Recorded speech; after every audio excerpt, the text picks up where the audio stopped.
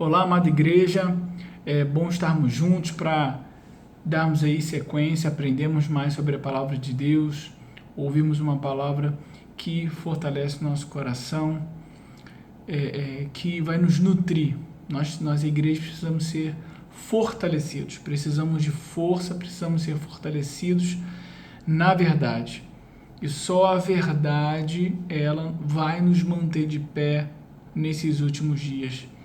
Não abra mão de você gastar um tempo com a verdade, ouvindo os cultos, participando, porque isso é o que nos vai manter de pé no dia mau. Sabe, Jesus, ele coloca aquele que ouve as minhas palavras e as pratica, é semelhante àquele que edifica sua casa sobre a rocha, e os ventos vêm contra a rocha, as ondas, a chuva, o rio, e a casa fica de pé. Aquele que ouve e pratica. Então, esse ouvir que Jesus coloca é o ouvir com o coração, é a verdade nos alimentando, nos nutrindo. Então, vamos levantar isso em alta, que a verdade ela esteja em alta na minha e na sua vida. Temos conversado sobre fé, que fé é esse estilo de vida e o justo, ele vive pela fé. Colocamos aí duas partes, né, que o justo e ele vive pela fé. O justo é aquele que foi justificado, que você é nova criatura, então você foi justificado e você vive pela fé. Você foi chamado, ser justo é uma ação inicial. Jesus te chamou, agora você é dele, nova criatura, mais que vencedor. Agora tem uma nova programação, ok? Uma nova maneira de viver, e a vida que você vive pela fé em Cristo Jesus. É um estilo de vida. Você vive por acreditar em Deus, você vive pelas promessas. Veja, e é um estilo de vida. Não é algo periférico, é algo central. Não é algo que de vez em quando eu vou entrar um pouco na fé. Ah, pastor, essa semana eu vou entrar na fé. Ou não, essa semana não. Ou porque eu estou precisando, eu vou entrar na fé. Vou crer um pouco. Sabe, quando nós precisamos, lógico, vamos nos voltar para Deus, mas sempre é o plano. Jesus, ele planejou que você creia nele, não um momento, não tenha surto de fé, não é uma temporada, não é domingo, aí dei um stop, não é algo que Deus programou para ser cortado. Na linguagem matemática não é algo discreto, é algo contínuo. Seria algo que você continua crendo hoje, amanhã e depois. Então, permaneça nessa jornada crendo. Crença não é algo periférico, é algo central, está central na nossa vida, ok? E Jesus ama isso, que o seu povo creia. Sem fé é impossível agradar a Deus. Deus ama a fé. Deus ama um povo que acredita, ok? Que acredita na verdade. E acreditar em Deus é sempre somos confrontados, a nossa fé é provada. As pressões provam a nossa fé, se é uma fé palha, se é uma fé... Veja, se uma fé é uma fé palha, quando a prova chegar, a palha vai queimar. Poxa, pastor, que triste. Sim, mas isso expõe uma necessidade de nós crescermos, vamos melhorar, ok? Amém? Vamos nos aprimorar, porque Deus não quer a sua destruição, Ele quer seu crescimento, Ele quer o seu progresso, Ele quer que você se torne uma pessoa melhor. Você sabia que Deus quer que você se torne uma pessoa melhor? Você pode dizer amém? Deus quer que você seja melhor, o tempo passando, e você se torne uma pessoa melhor. Aliás, posso te fazer uma pergunta, você tem crescido? Isso vai ser até o tema de uma série futura. Você tem crescido com Deus ao longo do tempo? E, pastor, uma boa pergunta, porque o plano de Deus é que nós cresçamos, seguindo a verdade em amor, cresçamos em tudo naquele que é o cabeça. Deus não planejou você para você não crescer. Deus quer que você cresça todos os dias. Amém? Você, sua casa. Mas voltando, a fé ela é um estilo de vida, não é para ser cortada. Eu estou crendo, agora eu vou parar de crer. Agora eu vou voltar a crer. Não, é algo contínuo. Não é para interromper. Eu creio hoje, creio amanhã e creio depois. Então é importante, quando você começar a crer, você concluir a sua crença. A crença, ela tem um poder maravilhoso que quando você dá um start, você se posiciona com a verdade, você libera um milagre, mas a sua crença continuada, ela sustenta o milagre. E se o milagre não chegou ainda, a sua perseverança, você tem que perseverar até receber o milagre. Mas é um estilo de vida. E esse estilo de vida, ele sempre existem decisões pela verdade. Porque nós somos confrontados com sentidos. Somos confrontados com o que vemos. Muitas vezes o que você está vendo diz uma coisa e a palavra diz outra. Mas o que eu faço? Vou escolher pela verdade, vou escolher pela palavra. Isso nas mais variadas situações. Em 2 Coríntios 4:18, diz, olha, assim fixamos os olhos não naquilo que se vê, mas no que se não vê, porque o que se vê é transitório, mas o que se não vê é eterno. Paulo está falando sobre fixar os olhos, sabe, sobre aquilo que nós olhamos no dia a dia. Ele fala, olha, aquilo que não se vê é transitório, é temporário, vai passar. Aquilo que não vemos é eterno, que é a palavra, a verdade. E tudo que nós vemos é temporário, é passageiro. O mundo vai passar, mas a palavra de Deus não passa. Em Mateus 24:35, céus e terra passarão, mas as suas palavras não vão passar. Então, tudo nesse mundo está passando, vai passar. O homem faz algo, daqui a pouco está ultrapassado. Você vê, agora daqui a pouco vão lançar, não estou fazendo propaganda não, tá? Vão lançar o iPhone 12, acho que já está em pré-venda. Mas daqui a pouco o outro está ultrapassado, mesmo você é bom. Você tem um lá, mas está todo mundo. Agora você está ultrapassado. Mesmo sendo um celular bom. Mas vê, porque não para. Mas a palavra de Deus não muda. O corpo está envelhecendo, os bens materiais, os carros, sabe? Com o tempo vai deteriorando. O homem faz um produto lindo, perfeito, mas tem validade. Vai acabar. Mas a verdade é eterna. E a gente tem que pensar um pouco em relação às coisas eternas. Deus tem bênçãos aqui pra gente, uma vida abundante aqui. Deus tem um plano e propósito para que você seja uma bênção aqui, cresça, experimente as promessas de Deus em vida.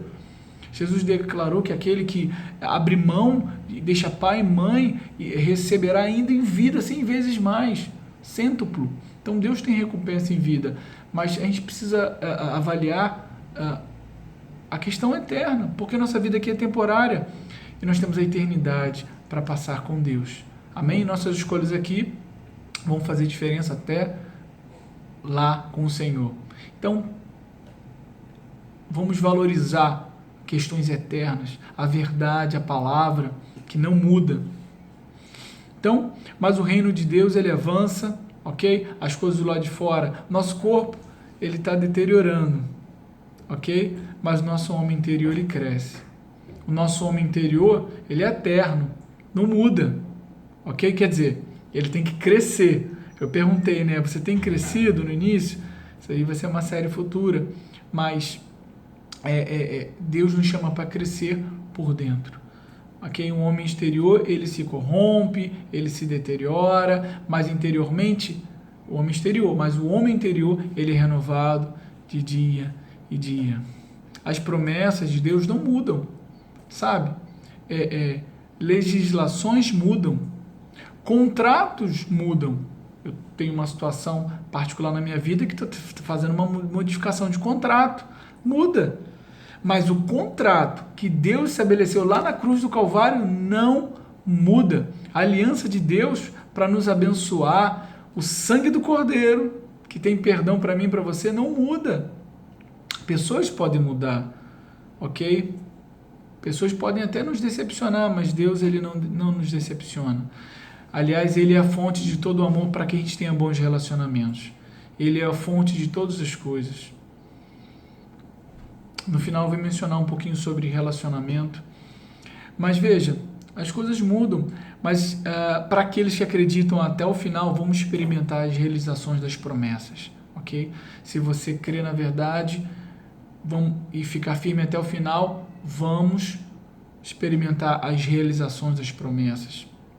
Sabe, nosso olhar, ele tem que estar na verdade. Essa escolha do temporário, do passageiro, para aquilo que é eterno, sabe? E em Isaías 17 fala sobre esse olhar. Olha, naquele dia os homens olharão para aquele que os fez e voltarão os olhos para o Santo de Israel. Voltarão os olhos. Veja, eu posso estar vivendo um estilo de vida de não estar voltando meus olhos para a palavra. Estou fazendo minhas decisões, estou escolhendo, calma aí. Mas eu posso começar a voltar os meus olhos para o que Deus diz.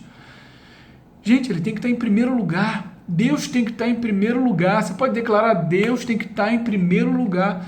Então eu posso estar estou vivendo, meus olhos estão lá, seguindo o meu caminho, mas eu posso agora dar um stop nesse modo natural de viver e começar a voltar os meus olhos para a palavra, para as promessas, e aí começar a permitir que a verdade governe minha vida. Voltar os olhos é uma decisão. Então a gente começa, se você não tem feito isso, eu queria te convidar a você a começar a voltar os seus olhos para a verdade. Vamos começar o que Deus diz? O que está escrito? Não, o que Deus diz é o que vale. Não, olha, eu estou achando isso, mas o que Deus diz é o que vale. Veja, e quanto mais nós olhamos para as promessas, mais nós vamos nos encher de força. Se você precisa de força para uma decisão, fica olhando para a verdade, você vai se encher de ânimo para ficar firme com ela. É um efeito que circular, que ela mesma te anime e te encoraja a ficar com ela. Eu mencionei isso numa mensagem recentemente no culto de quarta, que quando você coloca os olhos no problema, ele drena a sua força, mas quando você coloca os seus olhos na palavra, ela te enche de força. E você tem forças para continuar olhando para a palavra, o que nós precisamos de uma decisão. Mas, pastor, não tem força. Se você, de coração, se voltar para a verdade, ela vai te fortalecer. Porque a verdade é uma pessoa, ela se chama Jesus. Vou falar de novo. Se você, de coração, se voltar para a verdade, ela vai te fortalecer. Deus não nega o que Ele é. Ele dá força ao cansado, restaura as forças daquele que não tem vigor. Ele não pode mudar quem Ele é. Ele vai, se você se volta para Ele de coração aberto, você está drenando, e é o prazer dEle. A alegria dEle é te dar. Ele é galardoador, Ele é abençoador. Então, vamos voltar nossos olhos para Deus. Isso é um estilo de vida. Em Números 21:8, falando a respeito da serpente de bronze. Mas antes, vamos em João. João 3,14 diz: da mesma forma como Moisés levantou a serpente no deserto, assim também é necessário que o Filho do Homem seja levantado, para que todo aquele que nele crê tenha vida eterna. Então, João está falando a respeito da serpente. Em Números 21:8, o Senhor disse a Moisés: faça uma serpente e coloque-a no alto de um poste. Quem for mordido e olhar para ela viverá. Olha que maravilhoso.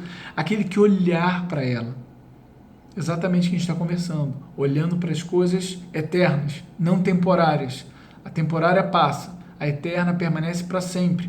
Aquele que olhar para ela viverá. Moisés fez então uma serpente de bronze e a colocou num poste.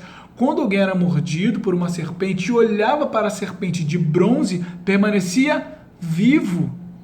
Quando olhamos para Jesus, permanecemos vivos. Sabe? Olhar para Jesus, essa escolha de fé, porque é Ele que vai nos dar vida. Então, João fala da mesma forma como Moisés levantou a serpente no deserto, estou lendo de novo, João 3,14, assim também é necessário que o Filho do Homem seja levantado, para que todo o que nele crer tenha vida eterna.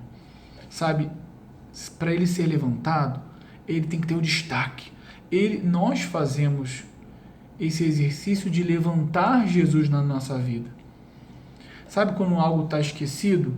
Vamos trazer esse assunto para debater? Vamos levantar esse assunto, vamos colocar algo de destaque? Quem tem que ser levantado na nossa vida é Jesus.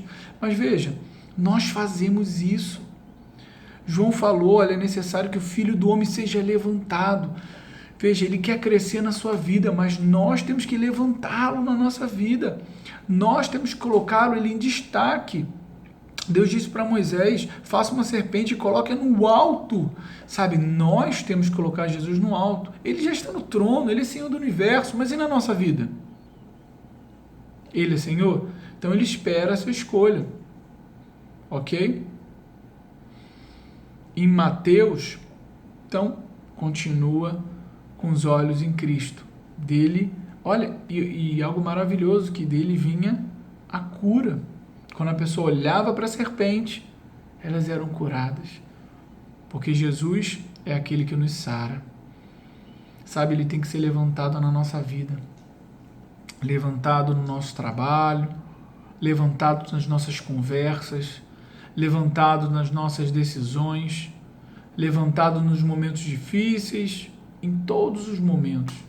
E a gente tem que olhar para ele, porque dele vem a salvação. Naquele caso, o povo de Israel estava sendo atacado por serpentes, estavam morrendo, e Deus providenciou o quê? Uma salvação. E esse é o caráter de Deus. Ele é salvador. Quando a gente está enfrentando algo, para onde a gente tem que olhar? Quem que tem que estar no alto? Quem é o Senhor? Nossos olhos estão onde? Então, temos que nos voltar para aquele que tem a salvação. Temos que botar nossos olhos naquele que é o Deus da saúde. Olhamos para ele, ele é a palavra. Quando você olha para a palavra, você está olhando para ele. Quando você coloca a palavra em destaque, você está colocando Jesus em destaque. Quando você coloca a palavra em primeiro lugar, você está colocando Jesus em primeiro lugar. E importa que ele cresça, João declarou, e que eu diminua, que ele cresça, porque o que Jesus diz é eterno, não muda. O que Jesus diz muda as circunstâncias. A crença naquilo que Jesus diz muda as circunstâncias. As circunstâncias não mudam aquilo que Jesus diz. Elas são temporárias, são passageiras. O que nós enfrentamos e passamos é temporário, é passageiro, vai passar. A gente precisa permanecer crendo em Jesus. Amém? Em Mateus 14, 26, fala de um episódio muito legal que é Pedro andando sobre as águas. Olha que interessante, quando viram andar sobre o mar, Jesus andando sobre as águas, ficaram aterrorizados e disseram, é um fantasma, e gritaram de medo. Mas Jesus imediatamente lhes disse, coragem, sou eu, não tenho medo. Senhor, disse Pedro, se és tu, manda-me ir ao teu encontro por sobre as águas. Sabe, uma ousadia. Eu gosto muito desse exemplo de Pedro, porque tem muitas coisas ricas aqui. A palavra de Deus é rica. Venha, respondeu ele. Então Pedro saiu do barco, andou sobre a água e foi na direção de Jesus. Mas, veja, quando reparou no vento, ficou com medo. No versículo 29 diz que Pedro saiu do barco. Que atitude ousada. Isso é maravilhoso. E nós temos que aprender com Pedro.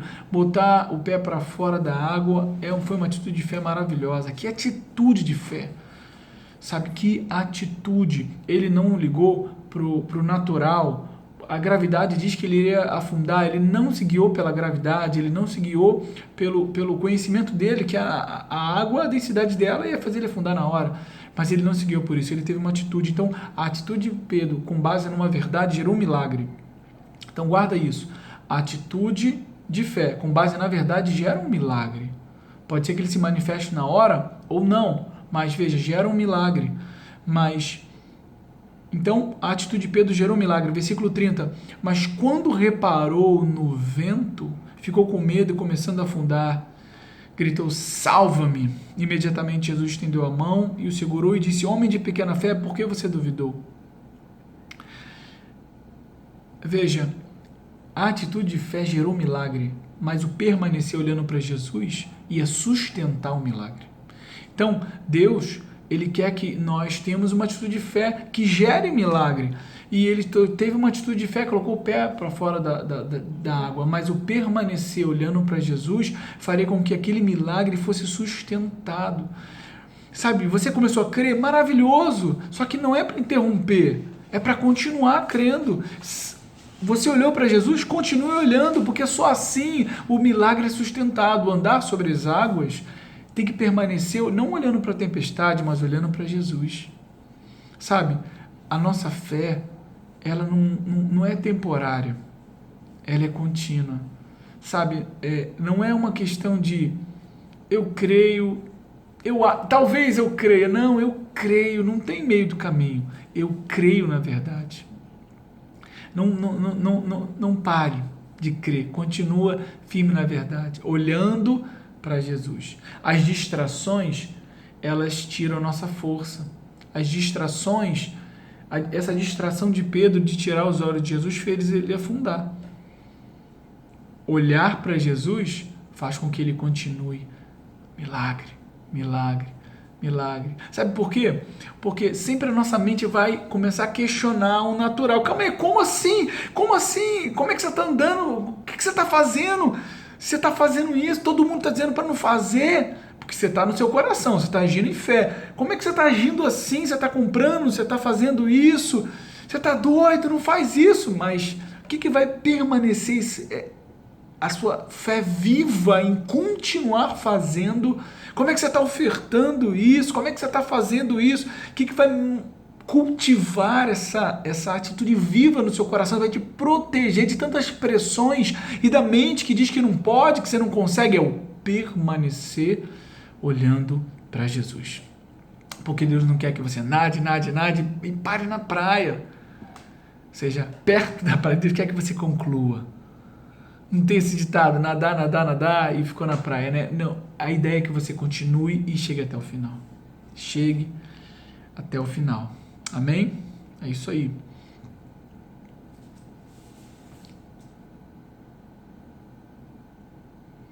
É isso aí, muito bom. Vamos lá, então, Jesus, ele sustenta o nosso milagre. Ok? E João e Pedro colocou o pé para fora do barco, ok? Que eu tinha mencionado, Pedro botou o pé para fora do barco. Muito bom. Em João 8, versículo 1, fala de um episódio muito bom que você deve conhecer também, sobre Jesus, que levaram uma mulher para Jesus e queriam pegar Jesus, né? E a ideia era apedrejar aquela mulher. Queriam trazer condenação a Jesus, queriam colocar Jesus numa situação que ele estivesse sem saída. Em João 8,1 diz, Jesus, porém, foi para o Monte das Oliveiras. 2, ao amanhecer, ele apareceu novamente no templo, onde todo o povo se reuniu ao seu redor, e ele se assentou para ensiná-lo. Os mestres da lei, os fariseus, trouxeram-lhe uma mulher surpreendida em adultério, fizeram-na ficar em pé diante de todos, expondo aquela mulher. E disseram a Jesus, mestre, essa mulher foi surpreendida em ato de adultério. Na lei, Moisés nos ordena apedrejar tais mulheres. O que o Senhor diz? Queriam ali colocar Jesus numa situação. Eles estando usando essa pergunta como uma armadilha a fim de terem como uma base para acusá-lo. Mas Jesus inclinou-se e começou a escrever no chão com um dedo. Então, eu queria dizer para você, não reaja às provocações. Haja na direção de Deus. Porque a intenção deles não era genuína. Eles queriam ter algo, uma base para acusar Jesus. Com base na lei, que Jesus desse uma derrapada da verdade. Mas veja, e a intenção deles era o quê? Uma intenção maligna. As trevas fazem isso muitas vezes conosco. Essa pressão para que a gente decida com base nos argumentos, com base naquilo que a gente está vendo. Jesus, olha, Moisés manda apedrejar tais mulheres, ela foi pega em adultério, e aí, o que o Senhor diz? E agora? E agora, Jesus? E agora? Olha, pressão. Sabe o que Jesus fez na pressão? Abaixou. Foi escrever com o dedo. Veja, não é desrespeito. Lógico que a gente não está falando para desrespeitar as pessoas, alguém falar com você não responder, mas veja, era algo maligno, as trevas pressionando, você não tem que reagir às trevas, você não tem que reagir à pressão externa, você tem que agir com base na verdade, você tem que agir sendo dirigido, guiado pelo Espírito Santo, não reage às provocações. Visto que continuavam a interrogá-lo, ele se levantou e lhe disse, olha, continuavam. Jesus estava escrevendo, eles não ficaram quietinhos lá não. E aí Jesus? E aí Jesus? Jesus lá. Não foi o tempo de uma pergunta e um segundo de silêncio e uma resposta. Não. Jesus abaixou e ficou escrevendo. Pressão, pressão. Não respondo a pressão. Eu respondo a direção. Ó, rimou. Eu não respondo a pressão, respondo a direção. Ó. Não atentando nós para as coisas que se veem, mas para aquilo que se não vê. Que nós vemos é temporário, que nós vemos é eterno. O texto básico que eu utilizei hoje. Visto que continuavam a interrogá-lo, ele se levantou e continuava. Então, quando ele estava escrevendo no chão, Jesus, e aí? Essa mulher, o que a gente faz? O que a gente faz? É pressão. Mas eu creio que quando Jesus teve a certeza no coração dele, que ele tinha resposta, porque Jesus era guiado pelo Espírito, Jesus era dirigido pelo Espírito, nós precisamos ser guiados pelo Espírito. Você, nós e eu, todos nós precisamos ser guiados pelo Espírito. Então você também, ó, culto de quarta, estamos falando sobre isso. O Espírito Santo, visto que continuava a interrogá-lo, ele se levantou e lhe disse, se algum de vocês estiver sem pecado, seja o primeiro a tirar a pedra nela. Que resposta, né? Sabe, se você esperar aguentar a pressão, você vai ter a resposta certa que vai resolver, vai encaixar, vai resolver. A direção de Deus resolve. O homem piora. Pressão, pressão, eu vou, porque eu não aguento, eu não aguento, a carne grita porque ela quer resultado rápido. Não sei se você já experimenta, todos nós já passamos por isso, né? Pressão de fazer algo porque a gente quer algo, tem uma necessidade. Nosso grande inimigo, um grande inimigo, né? É a necessidade, porque eu preciso, então eu tenho que agir. Eu preciso, eu não posso, eu preciso. Mas a maior necessidade que nós temos é a verdade no nosso coração. A maior necessidade que nós temos é a verdade sendo revelada no nosso espírito. Se alguém de vocês está sem pecado, seja o primeiro a tirar a pedra. E olha, não ficou olhando não, declarou a verdade e confiou. Sabe o que ele fez? Abaixou de novo, versículo 8, inclinou-se novamente e continuou escrevendo no chão. Nem ficou olhando, cara. Nem ficou dando bola para as trevas, ficou olhando, sabe? Ele declarou a verdade e abaixou, confiando em Deus. Ficou escrevendo. E os que ouviram foram saindo, um de cada vez. Começando por os mais velhos, Jesus ficou só com a mulher em pé diante dele. Sabe, nós fomos chamados para obedecer, mesmo quando na nossa mente não faz sentido. Sabe, a mente não faz sentido, mas fomos chamados para crer. Como Pedro, botar o pé para fora não faz sentido, embora a proposta dele tenha sido dele, né? Senhor, eu quero ter contigo. Não faz sentido, mas eu creio na verdade.